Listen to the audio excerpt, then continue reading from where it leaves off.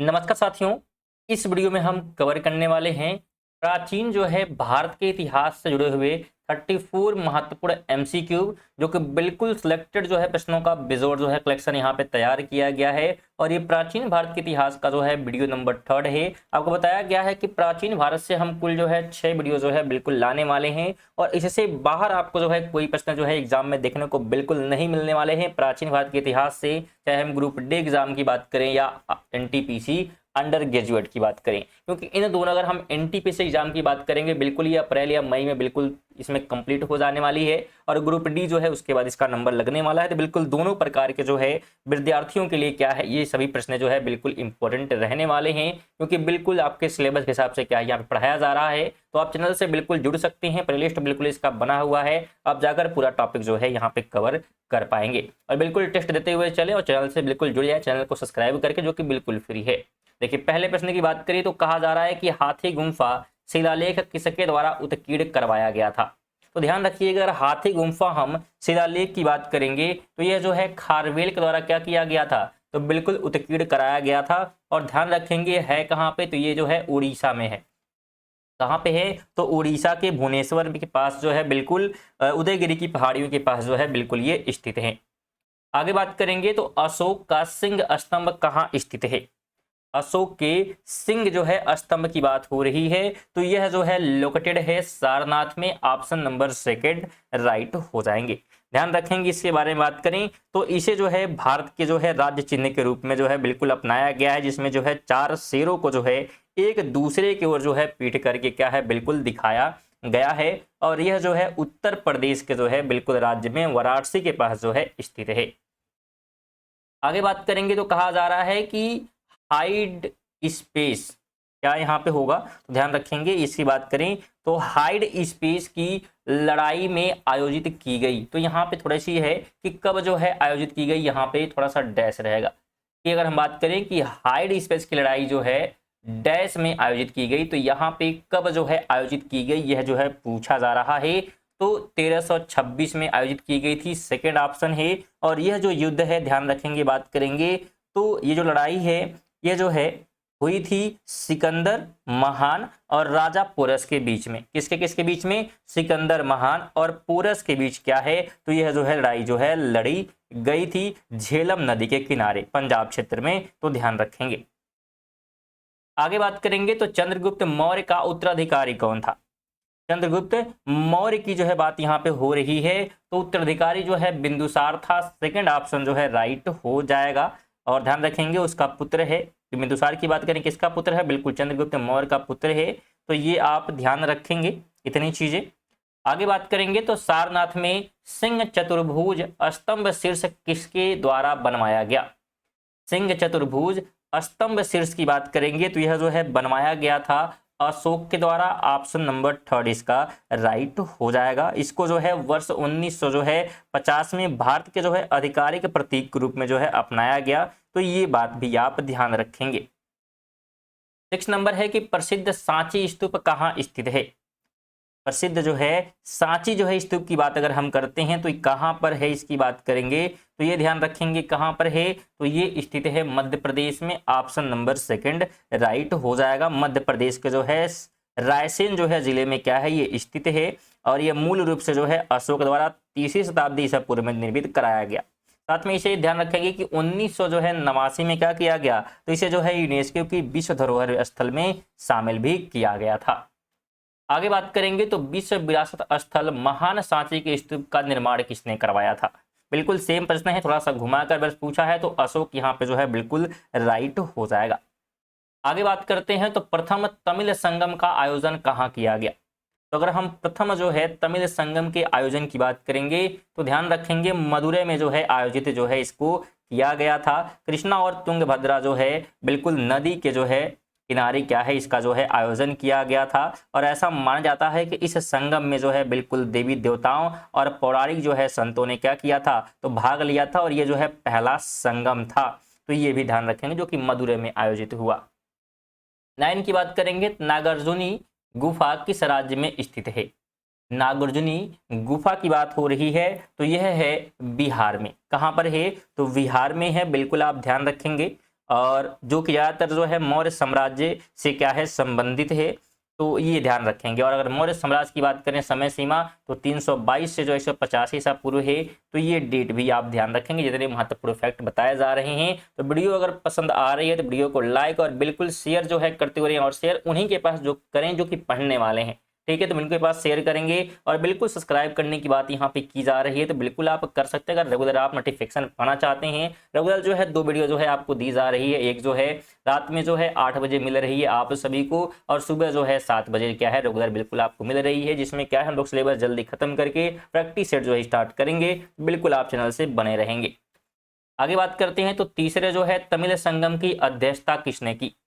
तीसरे तमिल संगम की अध्यक्षता की बात हो रही है, तो यह जो है किया गया नक्किरार के द्वारा। ऑप्शन नंबर सेकंड राइट हो जाएगा, जो कि उत्तरी जो है मदुरै में जो है आयोजित तीसरी तमिल संगम के अध्यक्ष थे, तो बिल्कुल ध्यान रखेंगे।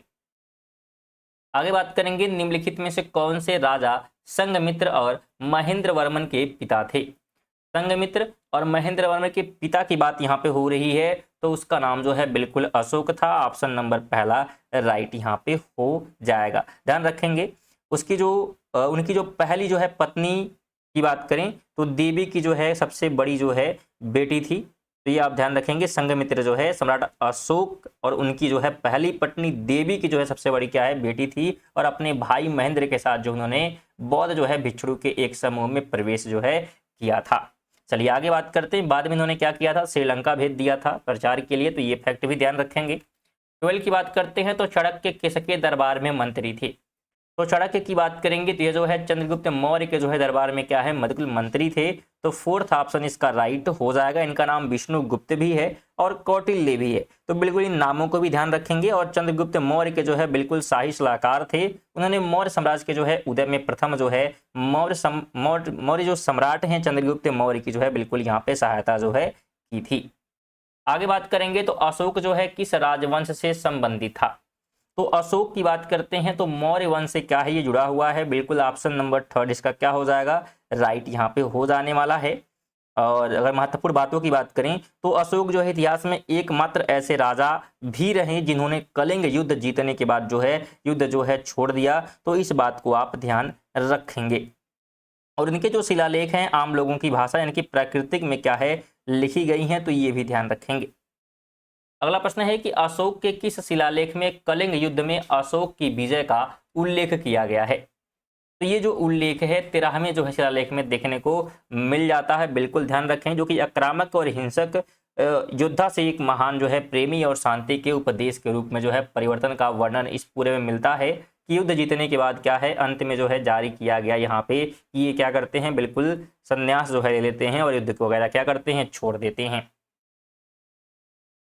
आगे बात करते हैं, तो अशोक के जो है प्राचीनतम प्राप्त अभिलेख निम्न में से किस लिपि में लिखे गए हैं? प्राचीनतम प्राप्त अभिलेख की बात हो रही है, तो यह जो है लिखे गए हैं ब्राह्मणी लिपि में। ऑप्शन नंबर फोर्थ इसका राइट हो जाएगा। आगे हम बात करते हैं, तो कहा जा रहा है अशोक महान देश से संबंधित थे, तो किस वंश से जो है अशोक महान जो है संबंधित हैं यहाँ पे? तो यह जो है जुड़े हुए हैं मौर्य वंश से। ऑप्शन नंबर थर्ड इसका राइट हो जाएगा। ध्यान रखेंगे अशोक जो है मौर्य वंश के तीसरे सम्राट एवं इसके संस्थापक चंद्रगुप्त के पोते एवं दूसरे सम्राट बिंदुसार के पुत्र थे, तो इतनी बातें ध्यान रखें। साथ में ये भी ध्यान रखें कि बिंदुसार की मृत्यु के पश्चात जो है अशोक एवं उनके जो है भाइयों के बीच जो है उत्तराधिकार संघर्ष आरंभ हुआ, जिसमें अंतिम रूप से अशोक जो है विजेता सिद्ध हुआ और राजा बनता है। आगे बात करेंगे, तो इनमें से किसने जो है मौर्य प्रशासन में अध्यक्षों को विभिन्न भागों के अधीक्षकों के रूप में उल्लेखित किया है? तो ये उल्लेख करने का काम जो है कौटिल्य ने किया है। ऑप्शन नंबर सेकंड राइट हो जाएगा। ध्यान रखेंगे कौटिल्य ने जो है अपने अर्थशास्त्र की दूसरी पुस्तक में लगभग 27 अध्यायों की जो है कार्यप्रणाली का विवरण दिया है। 18 नंबर है कि तमिलनाडु की आधिकारिक और सबसे प्रमुख भाषा तमिल का संबंध किस भाषा परिवार से है? तो इसका संबंध जो है देखने को मिलता है द्रविड़ से। इस भाषा से, तो द्रविड़ से ऑप्शन नंबर सेकंड राइट हो जाएगा। ध्यान रखेंगे द्रविड़ भाषा परिवार की जो है 4 सबसे महत्वपूर्ण भाषाएं कन्नड़, मलयालम, तमिल और तेलुगु हैं। 19 नंबर है कि संगम साहित्य की रचना किस शास्त्रीय भाषा में हुई है? संगम साहित्य की रचना किस शास्त्रीय भाषा में हुई है? तो भाषा है तमिल। थर्ड ऑप्शन क्या हो जाएगा, तो बिल्कुल इसका जो है राइट हो जाएगा। और ध्यान रखेंगे इनमें जो है 473 कवियों द्वारा जो है रचित तमिल में 2381 जो है कविताएं हैं, जिनमें से 102 जो है पहचान से पढ़े हैं। 20 की बात करते हैं, बिंदुसार ने निम्नलिखित में से किस अवधि के बीच शासन किया। तो बिंदुसार के अगर हम शासनकाल की बात करते हैं तो 297 ईसा पूर्व से लेकर 273 ईसा पूर्व तक क्या है शासन किया है, तो बिल्कुल आप ध्यान रखेंगे। और बिंदुसार ने जो है अपने पिता चंद्रगुप्त मौर्य के बाद जो है मौर्य सम्राट के दूसरे जो है सम्राट के रूप में शासन यहाँ पे किया है। और ये भी ध्यान रखेंगे कि मौर्य बिंदुसार जो है मौर्य शासक अशोक के पिता हैं, ये बात को भी ध्यान रखेंगे बिल्कुल। आगे बात करेंगे तो 1309 में काकतीय साम्राज्य पर किसने जो है आक्रमण किया। तो 1309 में काकतीय जो साम्राज्य है उस पे जो है आक्रमण जो है किया गया था मलिक जो है काफूर के द्वारा। ऑप्शन नंबर 4 इसका राइट हो जाएगा। ध्यान रखेंगे बात करें तो दिल्ली सल्तनत के जो है शासक अलाउद्दीन खिलजी के जो है सेनापति मलिक काफूर ने 1309 में काकतीय साम्राज्य पर आक्रमण किया। 1 महीने की घेराबंदी के पश्चात जो है काकतीय प्रशासन पर जो प्रशासक था वो क्या हो गया, तो प्रताप रुद्र जो कि वहां पे था वो क्या है आत्मसमर्पण कर दिया। आगे हम बात करते हैं तो निम्नलिखित राजाओं में से कौन जो है अपने जीवन के अंतिम चरण में जैन धर्म का अनुयायी बन गया। अंतिम समय में जो है जैन धर्म का अनुयायी बना है, कौन ऐसा राजा है, तो उसका नाम है चंद्रगुप्त मौर्य। ऑप्शन नंबर 4 इसका राइट हो जाएगा। ध्यान रखेंगे चंद्रगुप्त मौर्य ने जीवन के जो है अंतिम में जैन धर्म को अपनाया और जैन संत जो हैं भद्र बाहु के प्रभाव में जैन जो है तपस्वी बन गए। ध्यान रखेंगे वे जो है श्रवण बेलगोला यानी कि जो मैसूर के पास है यहाँ की पहाड़ियों पे जो है पहाड़ियों पर गए और सलेखना विधि यानी कि उपासना के द्वारा जो है शरीर त्याग दिया। आगे बात करेंगे तो मौर्य साम्राज्य में जिले का प्रशासन किसकी जिम्मेदारी हुआ करती थी। तो जिले की जो है प्रशासन की जिम्मेदारी किसकी थी मौर्य साम्राज्य में, तो प्रादेशिक मुझे कहा जाता था। ऑप्शन नंबर पहला हो जाएगा जो कि जिले का प्रशासन का प्रमुख था। बात करें अगर हम कोषाध्यक्ष की तो ये जो है राजकोष और भंडार का प्रभारी अधिकारी था। अच्छा, युक्त की बात करते हैं तो राजा के राजस्व का प्रभारी अधिकारी था। और अगर पुरोहित की बात करेंगे तो शाही जो है पुजारी को कहा जाता था। 24 कहता है मौर्य काल के दौरान निम्नलिखित में से किस अधिकारी को आकराध्यक्ष के नाम से जाना जाता था। तो मौर्य काल के समय जो है आकराध्यक्ष की बात यहाँ पे हो रही है। तो इस रूप से अगर हम किसे जानते थे तो ध्यान रखेंगे इस रूप से जो है खानों के जो है अधीक्षक को क्या है जाना जाता था। तो बिल्कुल आप ध्यान रखेंगे। अच्छा, अगर लोही के जो है अधीक्षक की बात करेंगे उन्हें जो है लोहाध्यक्ष कहा जाता था। और अगर हम कृषि के प्रभारी की बात करेंगे तो सीताध्यक्ष किसे कहा गया है, तो बिल्कुल ध्यान रखेंगे। और इसके अलावा अगर हम बाजार अधिरक्षक की बात करेंगे तो समस्याध्यक्ष इसे कहा जाता था। आगे बात करेंगे तो पश्चिम एशिया के यूनानी शासक द्वारा चंद्रगुप्त के दरबार में भेजा गए राजदूत कौन था। जो राजदूत भेजा गया था उसका नाम यहाँ पे पूछा जा रहा है, तो मेगास्थनीज बिल्कुल ऑप्शन नंबर 4 राइट हो जाएगा। मेगास्थनीज जो है चंद्रगुप्त मौर्य के दरबार में सेल्यूकस जो है प्रथम निकेटर का जो है एक यूनानी जो है राजदूत एवं इतिहासकार था। और जो मेगास्थनीज की कार्यों के अगर हम संकलन की बात करेंगे तो इंडिका नामक जो है बुक में क्या है तो पूरा जो है लिखा गया है। 26 नंबर है कि राजतरंगिणी नामक पुस्तक की रचना करने वाले प्रसिद्ध जो है साहित्यकार का नाम बताइए। इसने क्या किया, तो राजतरंगिणी की रचना की। तो नाम आप ध्यान रखेंगे क्या है, तो कलहड़। ऑप्शन नंबर 4 इसका राइट हो जाएगा बिल्कुल। अगर हम बात करें राजतरंगिणी एक संस्कृत में क्या है लिखी गई क्या है महाकाव्य है, जिसमें 1148 से 50 ईस्वी में जो है कल्हड़ ने कश्मीर में रचा था। आगे बात करेंगे तो मौर्य साम्राज्य में बाजारों की देखभाल और वहां होने वाली गलत प्रथाओं की जांच कौन करता था। तो इसकी जो जांच करता था हमने देखा था बिल्कुल समस्याध्यक्ष क्या है उसे कहा जाता है। ऑप्शन नंबर पहला इसका राइट हो जाएगा। अच्छा, और भी बात हम कुछ बात कर लें, जैसे बात कर लें हम कि दुर्गपाल की। तो दुर्गपाल की बात करेंगे तो शाही किले के प्रमुख को कहा जाता था, ठीक है। इसके अलावा अगर अन्य पाल की हम बात करेंगे तो खादान विभिन्न के जो है खादान जो है विभाग के जो है प्रमुख को कहा जाता था। इसके अलावा अगर हम रज्जु की बात करेंगे तो भूमि मापक को कहा जाता है। तो बिल्कुल ध्यान रखेंगे। 28 नंबर है कि अशोक के पौत्र का नाम क्या है।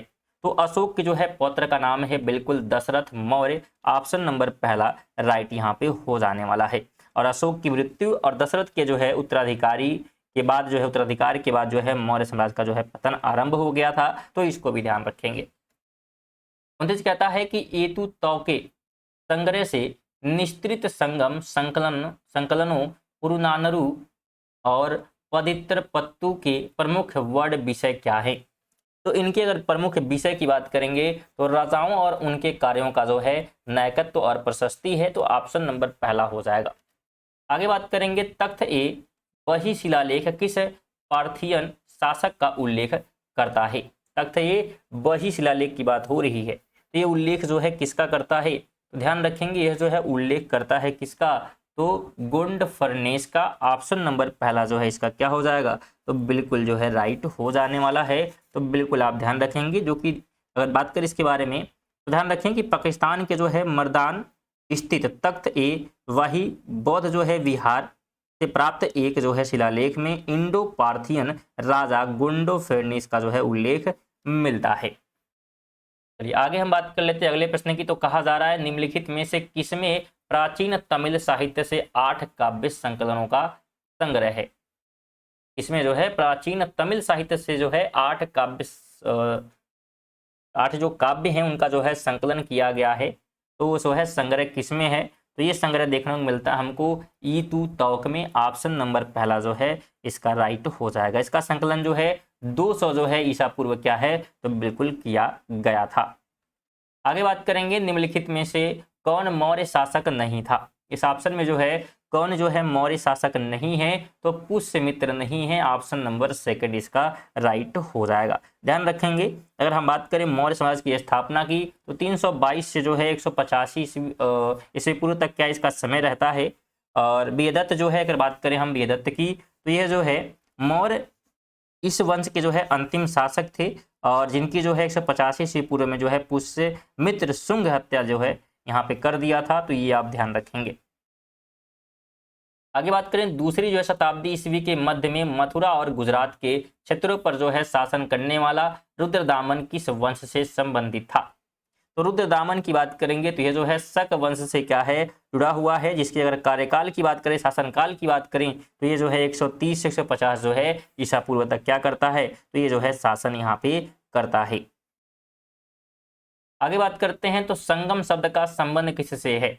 तो संगम का जो संबंध है तमिल विद्वानों की जो है साहित्यिक सभा से है। ऑप्शन नंबर सेकंड जो है राइट बिल्कुल इसका हो जाने वाला। तो बिल्कुल आप ध्यान रखेंगे जो प्राचीन जो है तमिल क्षेत्र जो कि वर्तमान में तमिलनाडु है, यहाँ पे क्या है बिल्कुल फलती और फूलती है, और यहाँ पे जो है इसका आयोजन किया जाता है। तो ये थे स्टूडेंट हमारे 34 जो है महत्वपूर्ण प्रश्न। वीडियो आपको कैसी लगी बिल्कुल कमेंट करके जाएं। कोई आपके सुझाव है बिल्कुल आप बता सकते हैं, लाइक वगैरह कर दें, शेयर भी बिल्कुल कर दीजिएगा। बिल्कुल विशेष तौर से सभी से निवेदन रहेगी एक शेयर की, और सब्सक्राइब भी बिल्कुल आप कर लें, क्योंकि रेगुलर बेसिस पे जो है आप सभी के लिए वीडियो यहाँ पे आ रही है, जिससे आपका पूरा सिलेबस जो है कंप्लीट होगा और आपकी यहाँ पे बेहतरीन जो है तैयारी होने वाली। तो बिल्कुल आप सब्सक्राइब कर लीजिएगा, बिल्कुल फ्री है। साथ में आप इसका PDF भी प्राप्त कर सकते हैं। लिंक आपको डिस्क्रिप्शन में टेलीग्राम का या डिस्क्रिप्शन में देखने को मिल जाएगा, जिस पर आप क्लिक करके जो है PDF प्राप्त कर सकते हैं।